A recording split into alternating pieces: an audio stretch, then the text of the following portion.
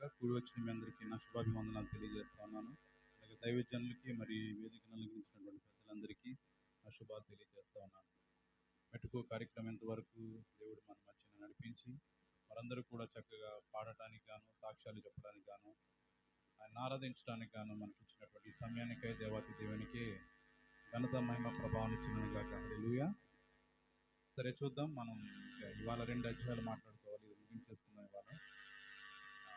కూడా మనకి కలిసి వచ్చేలా ఉంది. సరే మూడో అధ్యాయానికి వెళ్ళే ముందు మనం 20వ వచనం దాని నుంచి స్టార్ట్ చేసుకుంటాం. 2వ అధ్యాయము 20వ వచనం. ఎవరో ఒక్కరు చదవండి క్లారిటీగా. ఓకే. నయోమి బ్రతికి ఉన్న వారికిని చచ్చిన వారికిని ఉపకారము చేయటం మానని ఇతడు యెహోవా చేత ఆశీర్వదింపబడును గాక అని తన కోడలతో అనెను.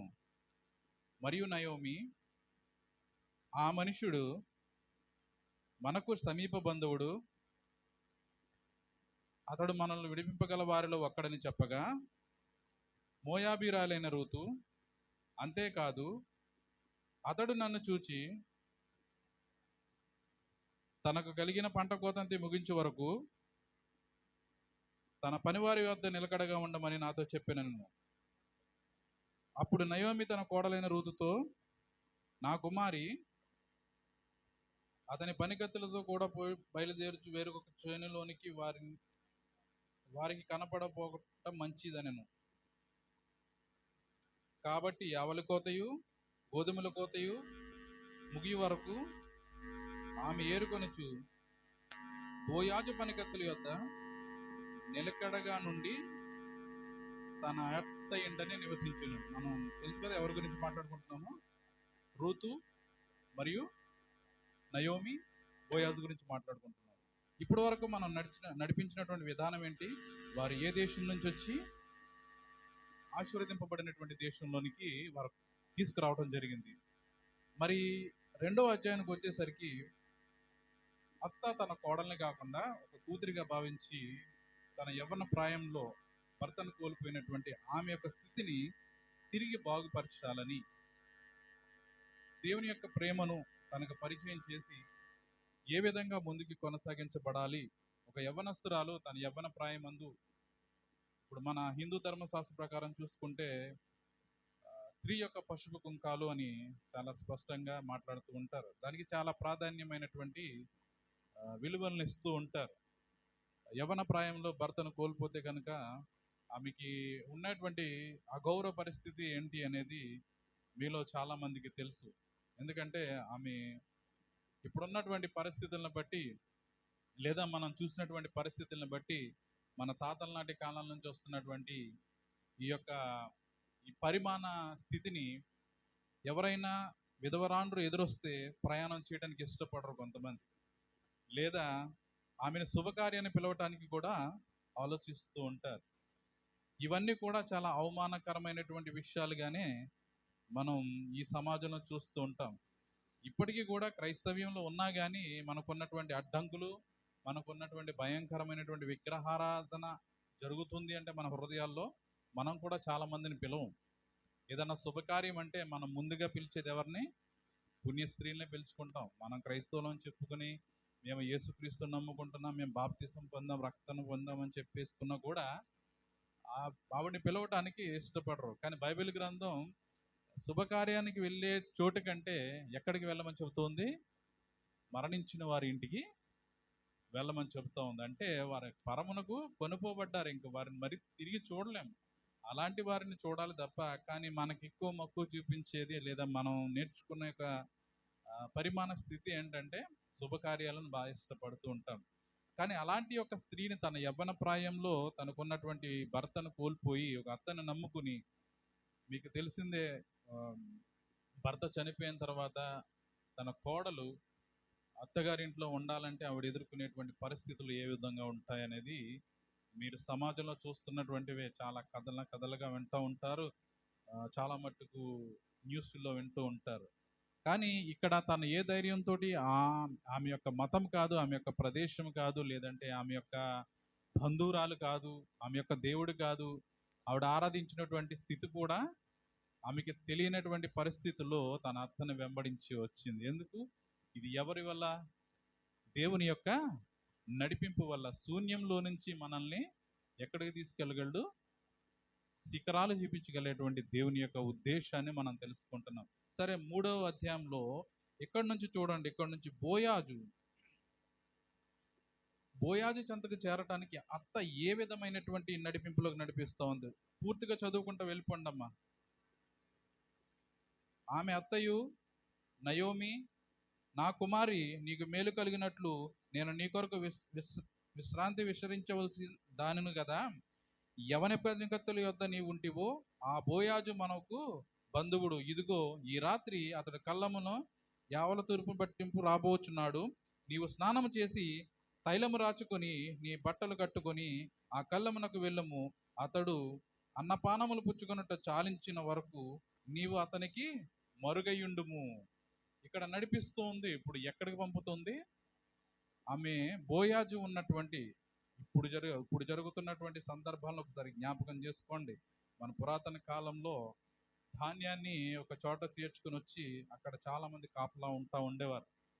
ఎందుకంటే ఈ అల్లరి చిల్లరగా తిరిగేటువంటి వారు కానీ ఎవరైనా ఏమవుతుందో, ఏ రాత్రి ఏ వర్షం వస్తుందో, లేదంటే ఏ అగ్ని ప్రమాదం జరుగుతుందో, మనం ఇన్ని సంవత్సరాలు లేదా ఇన్ని నెలలు కష్టపడి పోగు చేసుకున్నటువంటి ఈ పంటను దుష్టులు ఎత్తుకుపోకుండా దాన్ని జాగ్రత్తగా కావలి కాయటానికి ఒక మనిషి అనేటువంటి అక్కడ పడుకుంటూ ఉండేవారు, లేదా భద్రంగా చూసుకోవడానికి ఎవరొకరు కుటుంబస్తులే వెళ్ళి అక్కడ ఉండేవారు. అదే సిచ్యువేషన్ ఇక్కడ కనిపిస్తూ ఉంది. అక్కడ ఉన్నటువంటి పరిస్థితి ఏంటంటే, దేవుడు అక్కడ బోయాజు అక్కడ ఉన్నటువంటి పంటను యావత్తు సమకూర్చుకుని ఒక చెంతకు చేర్చుకొచ్చాడు. అంటే అతని యొక్క కష్టార్జితాన్ని తీర్చుకుని ఎక్కడికి వచ్చాడు? ఒక స్థితిలోనికి తీసుకుని వచ్చి పెట్టినటువంటి పరిస్థితిని మనం అక్కడ చూస్తున్నాం. అక్కడ పడుకుంటున్నటువంటి బోయాజుకు వెనకాల జరుగుతున్నటువంటి సందర్భన. ఎందుకంటే అత్త యొక్క నడిపింపు చాలా స్పష్టంగా ఒక కూతురికి ఏ విధమైనటువంటి జాగ్రత్తలు తల్లి తెలియజేస్తూ ఉంటుందో ఆ విధమైనటువంటి జాగ్రత్తలు మాత్రమే తెలియజేస్తూ ఉంది. అంతేగాని ఈమె నా కోడలు, నేను ఈమెకు అత్తను, తన పైన నేను అధికారం చలాయించాలన్నటువంటి ఉద్దేశం మాత్రం ఎట్టి పరిస్థితుల్లో తనకు కనబడట్లేదు. 14 వచ్చిన కాడికి వచ్చేద్దాం ఇంకా. కాబట్టి ఆమె ఉదయం వరకు అతన్ని కాళ్ళు యొద్ద పండుకొని ఒకరినొకడు గుర్తించుపాటి వెలుగు రాకముందే లేచెను. అప్పుడు అతడు ఆ స్త్రీ కళ్ళమునకు వచ్చిన సంగతి తెలియజేయకూడని చెప్పాను. ఏమని చెప్తున్నాడు? ఇప్పుడు ఈ నైట్ అంతా ఏం జరిగింది? మీరు 5 వచనాలు చదివితే కనుక మీరు సమయం ఉన్నప్పుడు చదువుకోండి. కానీ దాని యొక్క భావం నేను చెప్తాను. అక్కడ ఒక ప్రేమించినటువంటి స్థితిని, ఒక అమ్మాయిని కానీ ఒక అబ్బాయి కానీ ఇద్దరి మధ్యన ప్రేమ నడుస్తూ ఉందంటే ఈ లోక సంబంధమైనటువంటి దాంట్లో ప్రాముఖ్యమైనటువంటి ఉద్దేశము ఏం చూస్తూ ఉంటారు? లైంగిక సంబంధాన్ని మాత్రమే చూస్తూ ఉంటారు. ఇది ఎవరో చేయలేంది కాదు, ఎవరికి తెలియంది కాదు. ఇప్పుడు ఏంటి ఎంత పెద్ద పదం వాడేశారు అని మీరు అనుకుంటే నన్ను క్షమించవచ్చు, లేదంటే మీరు అర్థం చేసుకోవడానికి ప్రయత్నించండి. ఎందుకంటే లైంగిక సంబంధానికి మాత్రమే ఈ లోక ప్రేమను మనం అందరూ చూస్తూ ఉంటాం. కానీ దేవుని యొక్క ప్రేమ ఏంటి? Agape, unconditional love. దాన్ని ఎవరు కూడా ఆపలేరు. కానీ దేవుడి యొక్క నడిపింపులో వచ్చేటువంటి ప్రేమ నిన్ను, నీ జీవితాన్ని, నీ కుటుంబాన్ని మార్చడానికి మాత్రమే ఉపయోగపడుతూ ఉంటుంది. ఎందుకంటే స్త్రీ ప్రేమించడం గొప్ప విషయం కాదు, పురుషుడు ప్రేమించడం గొప్ప విషయం కాదు, మీ ఇరువురు ప్రేమించడం గొప్ప విషయం కాదు, దేవుడు మిమ్మల్ని ప్రేమించడం ప్రాముఖ్యమైనటువంటి విషయం. అలాంటి ప్రేమ మధ్య నడుస్తున్నటువంటి రూతు ఎవరికి అనిపించదు ఇలాంటి జీవితం నాకు కావాలని? ఎంతమంది చనిపోవటం లేదు చెప్పండి మీరు? ఈ ప్రేమ విషయంలో, ప్రేమ ఆటంకాల మధ్యన ఎంతమంది చనిపోవటం లేదు? వారి జీవితాలు కానీ వారి కుటుంబాలు కానీ చిందరవందర అవుతున్నటువంటి విషయాలు మనం చూడట్లేదా? ఎవరో ఎందుకు, నా జీవితంలోనే నా యవ్వన ప్రాయంలో నేను పరిగెట్టినటువంటి ప్రయాణం ఎన్నో ఇబ్బందులు, ఎన్నో ఒడిదుడుకులు. మిమ్మల్ని ఎవరిని ఉద్దేశించి మాట్లాడట్లేదు, నా గురించి నేనే సాక్ష్యం చెప్తున్నాను. నాలాగా మీరు బ్రతకొద్దనే చెబుతాను నేను ఎవరికైనా. నాలాగా మీ పరిస్థితులు తెచ్చుకోకండి. ఎందుకంటే నా తలంతులు మీ తలంతులు ఒకటి కాదని ఎవరన్నారు? ప్రభు అయినటువంటి యేసుక్రీస్తు. అలాగే మీ యొక్క జీవితం నా యొక్క జీవితం వేరు. ఆయన తప్పించుకోలేదా? ఆయన అంత పాపం చేసినా కూడా ఈ రోజున వాక్యం చెప్పటం లేదా అంటే మీ పరిస్థితి ఏ విధంగా ఉందో మీరు ఆలోచన చేయండి. ఎందుకంటే ఎవరి యొక్క స్థితిగతులు మన వశం లేవు, ఎప్పటికీ మన వశం ఉండవు. దేవుని యొక్క చిత్తం ఏదైతే ఉందో దాన్ని గ్రహించగలగాలి మీరు. తప్పు చేస్తే తప్పు ఏముంది, నాకు ముందు వారు ప్రేమించలేదా, నా వెనక వారు ప్రేమించలేదా, అలా చేస్తే తప్పేముందంటే దానికి ఏమన్నా అర్థం ఉందా అసలు? మా అక్క ప్రేమించింది కదా అని చెల్లి ప్రేమిస్తే తప్పు కదా? మీ ఉద్దేశాలను ఒక్కసారి ఆలోచన చేసుకోండి. మన కుటుంబాలు ఏ విధంగా నాశనం అయిపోతాయి ఈ లోక సంబంధమైనటువంటి ప్రేమను. కానీ అలాంటి ఈమె కూడా యవనస్తురాలే కదా, ఇంకా అప్పుడు టెక్నాలజీ లేదు, ఎవ్వరూ లేరు, తన ఇష్టానుసారంగా బ్రతకొచ్చు కదా. ఇప్పుడు ఎందుకంటే వేరే దేశం నుంచి వచ్చింది, ఈ దేవుడు ఎవరో తెలియదు, భర్త చనిపోయాడు, అత్తగారు కూడా వెళ్ళవలసినటువంటి అవసరం ఏముంది? ఆమెకు అవసరం ఏముంది? మంచి యవ్వన ప్రాయంలో ఉంది. రూతు చాలా రూపవతి, అందగత్తె అని ఉంటుంది. మీ డిక్షన్లో చదివితే మీరు ఒకసారి గూగుల్ చేయండి. బైబిల్ గ్రంథంలో రాయబడలేదు, కానీ కొన్ని ఏంటంటే మనం అవుట్ ఆఫ్ ద బాక్స్ కూడా ఆలోచిస్తూ ఉండాలి. అంటే ఆ ప్రాయంలో ఎవరున్నా కూడా చక్కటి ముత్యంలాగా కనిపిస్తూ ఉంటారు. ప్రియమైనటువంటి వారులారా, ఒక్కసారి మీరు ఆలోచన చేయండి, మీ యవ్వన ప్రాయాన్ని ఏ విధంగా కట్టుకోబోతున్నారు. అయితే అక్కడ ఏమంటున్నాడు, 14వ వచనం నుంచి కిందకు చూస్తున్నాం కదా. అప్పుడు రాకముందు ఎవ్వరికీ తెలియకూడదు. అంటే తనకు ముందు జరిగినటువంటి సందర్భం ఏంటి, తన కళ్ళంలో కాపలా ఉన్నప్పుడు తన అత్త పంపిస్తా ఉంది. పంపించిన తర్వాత ఏమని చెప్పింది, నువ్వు వెళ్ళి తన యొక్క వస్త్రాన్ని కాళ్ళ మీద ఏమని ఉంటుంది, మీరు పై వచనాలు చదివితే కనుక కాళ్ళ మీద వేసి అక్కడ ఉండమంటే, అప్పుడు ఆయన యొక్క స్పర్శ తెలుసుకుని ఎవరు నువ్వు అని అడిగిన తర్వాత, నేను నీ కుమారి రూతును అని చెప్తుంది. రూతును అని చెప్పిన తర్వాత బోయాజు అంటాడు, ఎందుకు వచ్చావు నువ్వు అని అడిగితే, అప్పుడు ఇలా చేయమనే ఉద్దేశాన్ని దేవుడు కనపరిచాడని రూతు పట్ల కనికరం చూపి బోయాజు జరిగిస్తున్నటువంటి సందర్భం తర్వాత చదవండమ్మా.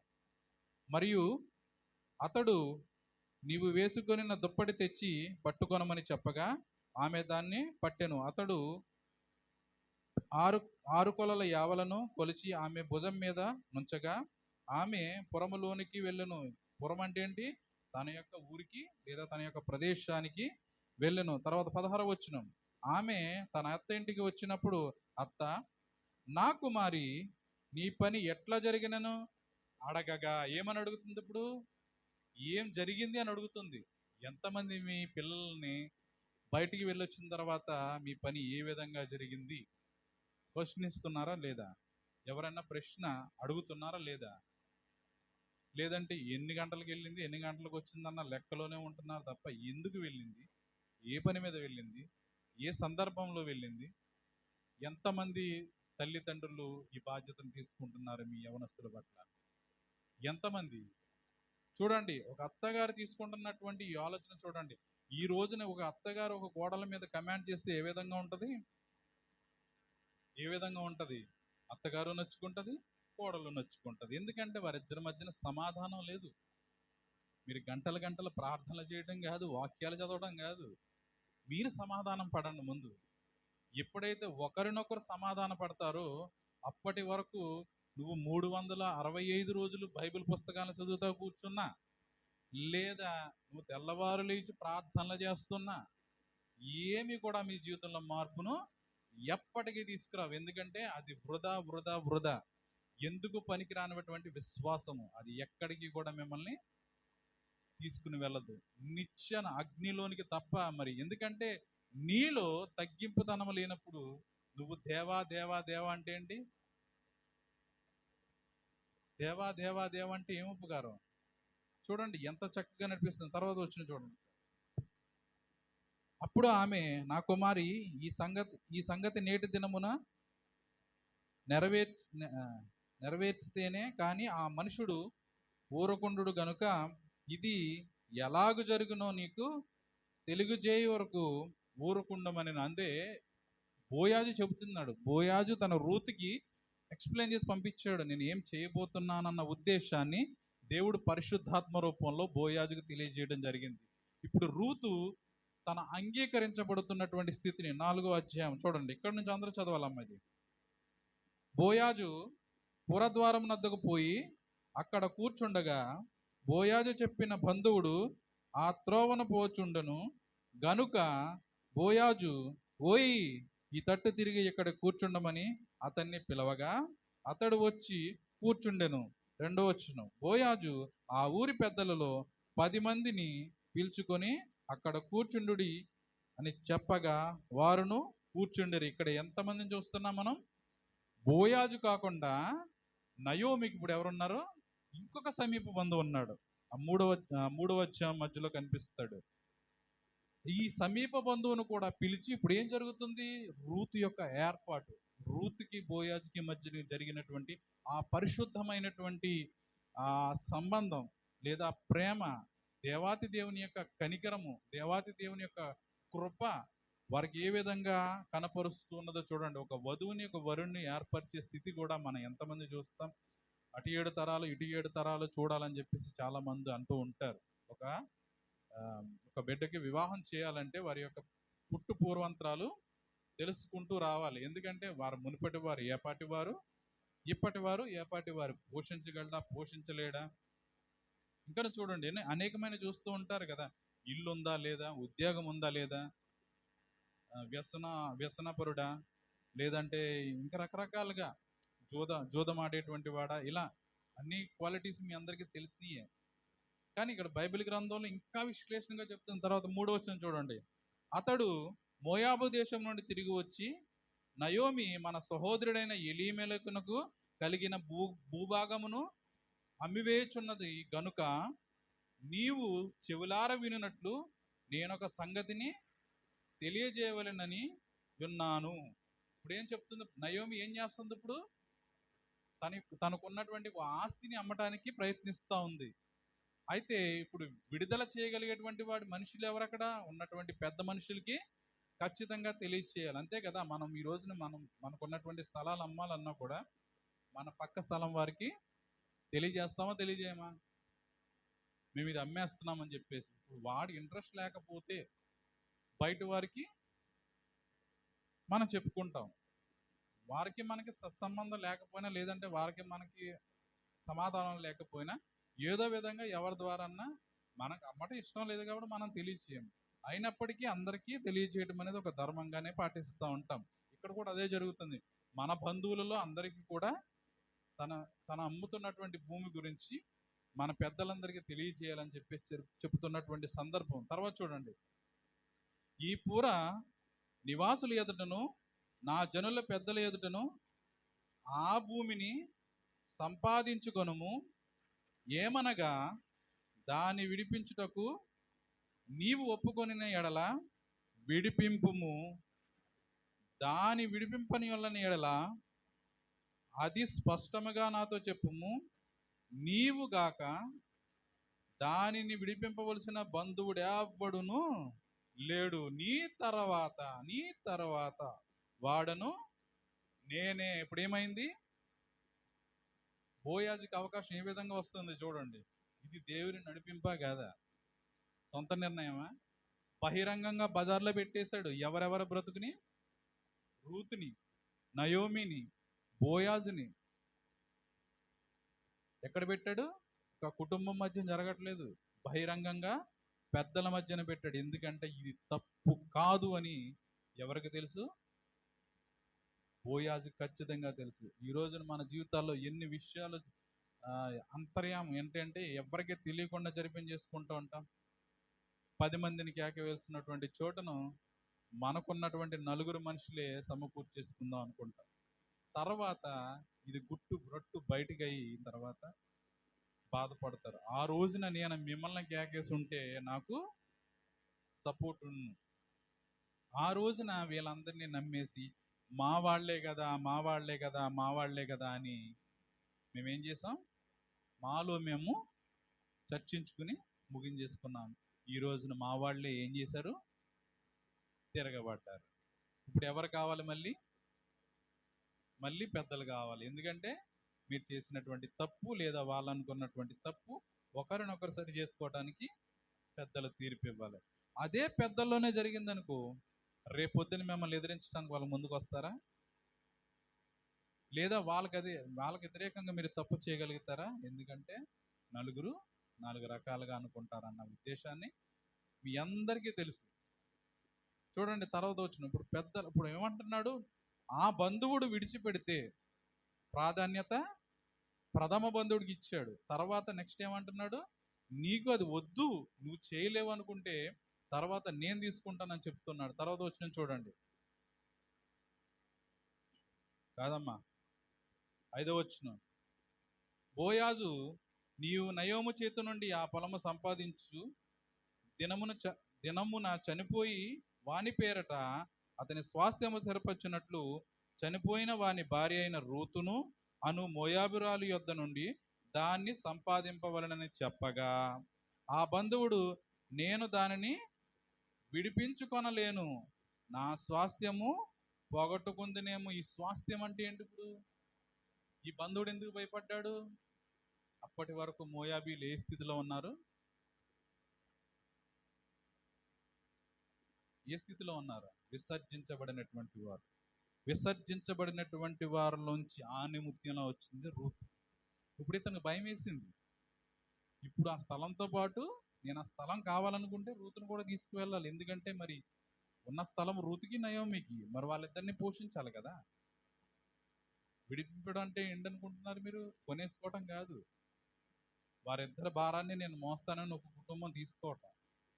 ఇప్పుడు వాడికి ఏమనిపించింది? నేను ఇప్పటి వరకు అసహ్యమైన దాన్ని తినలేదు, విగ్రహారాధన చేయలేదు, మా దేవుడైన యెహోవా తప్ప మాకు ఇంక వేరొక దేవుడు తెలియదు, ఈమెమో విగ్రహారాధికురాలు. ఇప్పుడు ఈమెను పెళ్లి చేసుకోవటం ఒకటి, ఆల్రెడీ పెళ్ళి అయిపోయింది. సెకండ్ విధవరాండ్రి మళ్ళీ నేను పెళ్లి చేసుకోవాలి. పోనీ మనలో ఒక స్త్రీ అంటే కాదు. ఇన్ని విషయాల గురించి ఆలోచించి ఏమంటున్నాడు అతను? నేను దానిని విడిపించుకొనలేను, నా స్వాస్థ్యమును నేను పోగొట్టుకుందినేమో, నేను దానిని విడిపింపలేను గనుక నీవే నాకు ప్రతిగా బంధువు ధర్మాన్ని జరిగించమని చెప్పాను. చూడండి ఎంత ఇంకా క్లియర్ అయిపోయిందా లేదా? ఇప్పుడు రేపు పొద్దున్న బోయాజు దగ్గరకు వచ్చి వాడు కాలర్ పట్టుకుని అడగగలడా? 10 మందిలో పెట్టేశాడు కదా. ఇప్పుడు చూడండి, ఇంకా రూతుని ఎంత పవిత్రంగా తీసుకొచ్చి ఇజ్రాయేలు జనాంగం మధ్యకి, యేసుక్రీస్తు యొక్క పితరులు, ఆ తల్లిదండ్రుల యొక్క భావజాలం కలిగినటువంటి స్థితిలోకి తీసుకొస్తున్నాడు. తలదోషం చూడమ్మా.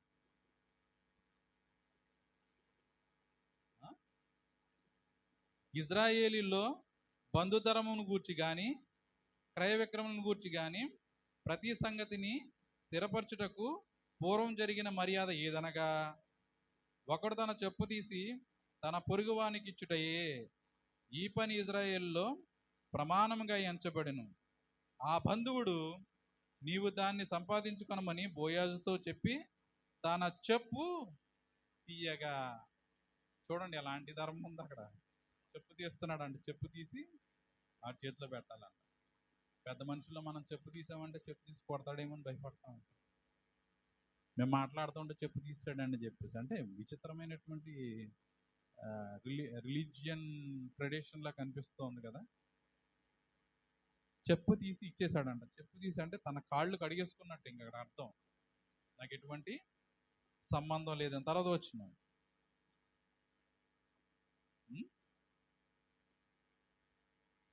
ఈ అమ్మాయి నాకు అర్థం కాదు. ఇప్పుడు నేను చెప్తున్నాను అనుకో, మీరు ఏ వచనం చదువుతున్నారో కూడా అసలు పడుకుంటున్నారా?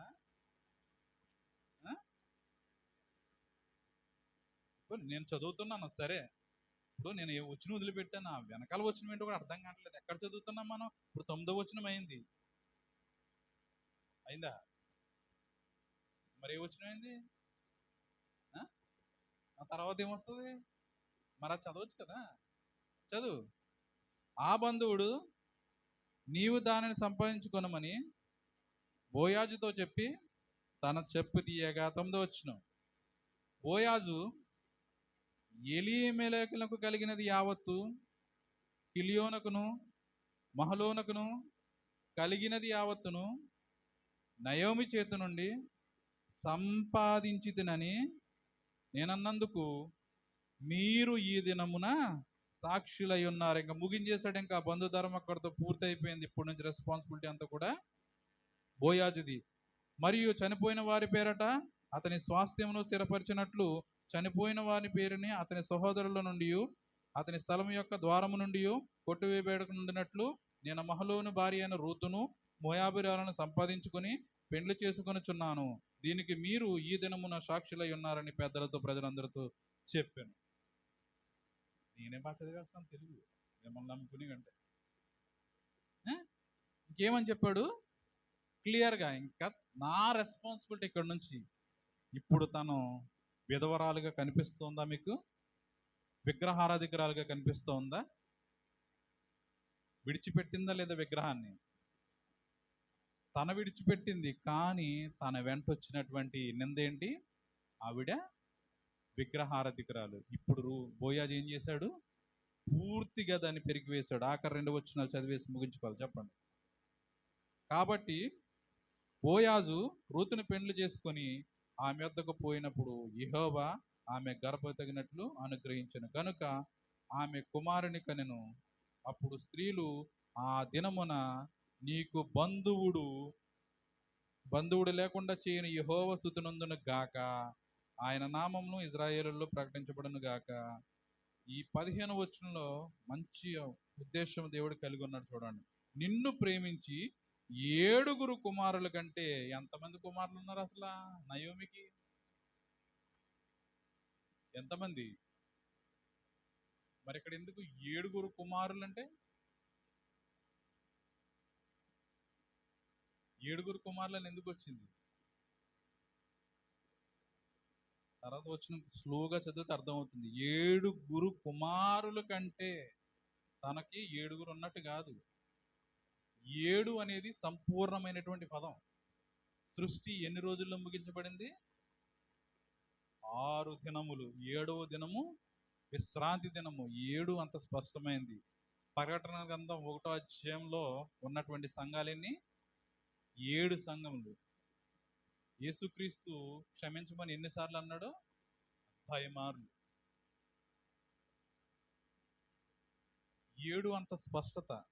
అందుకే ఇక్కడ ఏమంటున్నాడు? తన పొందుకున్న ఆశీర్వాదం ఏ విధంగా ఉందో చూడండి. నీ కోడలు అతను కనెను, అతడు నీ ప్రాణమును నోదార్చి ముసలితనమున నీకు పోషడుగునని నయోమితో చెప్పును. ఎవరిని కన్నది ఎంతకని? ఎవరిని కన్నారు వీళ్ళు? 5 వచనంలో ఉంటుంది చూడండి. ఓబేదేదోము కనిన తర్వాత అక్కడ ఎలా ఉంది? దాదీగా ఉంది, అంటే నానీగా ఉండిపోయింది. తన యొక్క యోగక్షేమాలు చూసుకుంటూ నయోమి రూతు యొక్క జీవితాన్ని ఫలభరితమైనటువంటి జీవితంగా చక్కదిద్దింది. ఈ రోజున ప్రియ విశ్వాసులారా, మీరు కూడా మీ తల్లిదండ్రుల పట్ల గౌరవాన్ని ఖచ్చితంగా మీరు కనపరచాలి. ఉంటాయి వ్యక్తిగత సమస్యలు. ఇప్పుడు నేనే ఉన్నాను, నేనేమి గొప్పవాడిని అని చెప్పడం లేదు. నాకు వచ్చే మాటలు నాకు వస్తాయి. కోపం అనేటువంటిది సహజం. కానీ మరీ ఎలా అంటే వారి యొక్క బంధాలను తెగదెంపులు దించుకుని వెళ్ళిపోయే స్థితికి రాకూడదు. తిట్టుకోవచ్చు, అది మానవ యొక్క లక్షణం. అది మన బంధాలను మనం గౌరవించుకోలేనప్పుడు తల్లిదండ్రులు అనేటువంటి ఒక అంత అద్భుతమైనటువంటి జీవన బంధాన్ని మనం తెంపుకోవడానికి ప్రయత్నించకూడదు. సాధ్యమైనంత వరకు సున్నితంగా లేదా ఎక్స్ప్లెయిన్ చేయాలి, అర్థమయ్యేలాగన, వారికి నచ్చజెప్పులాగన, లేదా మీరు వారికి నచ్చజెప్పులాగన జాగ్రత్త తీర్చిదిద్దుకుంటేనే మీ కుటుంబాలు ఆశీర్వదింపబడతాయి. దేవుని వాక్యంలో ఉన్నటువంటి ప్రతి సారాంశము కూడా అదే. యవ్వన ప్రాయంలో తొట్టిల్లిపోకండి, తప్పటడుగు వేయకండి. వేసిన తర్వాత దాని పరిణామాలు మీరు ఎదుర్కోలేదు. తల్లి తండ్రులు కాబట్టి మళ్ళీ తిరిగి మిమ్మల్ని తీసుకుంటారు. కానీ ఈ రోజున రూతు లాంటి అమ్మాయిలు లేరు, నయోమి లాంటి అత్తగారులు. సో దయచేసి ఉన్న తల్లిదండ్రుల దగ్గర క్షేమంగా, భద్రంగా, మీకు మీరు సంతోషంగా కాకుండా వారి సంతోషాన్ని కూడా మీరు ఫలభరితంగా చేసుకుని మీ జీవితాన్ని కొనసాగించాలని. ఇంకా తర్వాత వచనాల్లో మీకు తెలిసిన కదే ఆల్రెడీ మనం చెప్పేశాను. ఎందుకంటే చివరి వచనాలు ఏమని ఉంటుంది? దావీదు తర్వాత యేసుక్రీస్తు, వీళ్ళందరూ కూడా యేసుక్రీస్తు యొక్క పితరులుగానే పిలువబడుతూ ఉన్నారు. రూతు యొక్క గొప్పతనం అది. 4 అధ్యాయాలు 6 వారాలు ఏదో కింద మీద పడి ముగించాం. ఈ 4 అధ్యాయాల్లో వచ్చే వారం ఏం చేస్తానంటే 2 క్వశ్చన్లు అడుగుతాను, దానికి సమాధానం చెప్పిన వాళ్ళకి మంచి గిఫ్ట్ ఇస్తాను. ఓకే, సరేనా? సరే, ముగించుకుందాం. దేవుని యొక్క వాక్యాన్ని ఇంతవరకు మనం ధ్యానం చేయడానికి దైవజనులు ఇచ్చినటువంటి సమయాన్ని బట్టి, అలాగే సంఘాన్ని బట్టి, చక్కగా నిద్రపోతున్నా కూడా అప్పుడప్పుడు లేచి ఏదో జరుగుతుంది, చర్చకు వచ్చానన్న ఆలోచన మీ హృదయంలో వచ్చినందుకు దేవునికి ఘనత, మహిమ, ప్రభావం చెల్లును గాక. యవనస్తులు కూడా ఏదో కష్టపడి మనకెందుకు వచ్చిందిలే అని విన్నప్పటికీ కానీ మీ జీవితాల్లో ఆశీర్వాదం ఉండాలి కాబట్టి దేవుని వాక్యాన్ని ప్రతిరోజు కూడా ధ్యానం చేయండి. కళ్ళు మూసుకొని చిన్న ప్రార్థన చేసి, మహారక్షకుడా, దేవాతి దేవ, సర్వోన్నతమైన స్థలముల మధ్య నివసిస్తున్న మా తండ్రి, మీ శ్రేష్టమైన నామానికి వందనాలు తెలియజేస్తా ఉన్నా. ఇప్పటి వరకు నాయన ప్రభా చెప్పబడినటువంటి వాక్యము నాకు నేనుగా కాదు ప్రభా, నీ స్వరమే, నీ మాటే, నీ ఆత్మే, సమస్తము నీ నడిపింపే. యావత్తు ఏమున్నా కూడా నాకు ఘనతను తీసుకురాకుండా నజరేయుడైన యేసుక్రీస్తు నామానికి ఘనత, మహిమ, ప్రభావం చెల్లు విధంగా చెప్పబడినటువంటి వాక్యము ఎవరి మనసునైతే నొప్పించిందో వారి హృదయాన్ని కడిగి పరిశుద్ధపరిచి, ఇంకనూ నాయన ప్రభా అనేకమైనటువంటి సార్లు నాయన ప్రభాని గద్దించడానికి సమయాన్ని నాకు అనుగ్రహించమని, అలాగే తర్వాత నాయన ప్రభా విన్నటువంటి మాటలు దుష్టుడెత్తుకుపోకుండా వారి హృదయాన్ని కట్టివేయమని, యేసుక్రీస్తు వారి అతి పరిశుద్ధమైన నామం పేరిట వృద్ధులను, యవనస్తులను, పెద్దలను, సంఘ కాపరిని, వారి కుటుంబాన్ని దీవించి కాచి కాపాడమని క్రీస్తు పరిశుద్ధమైన నామం పేరిట ప్రార్థన అడిగి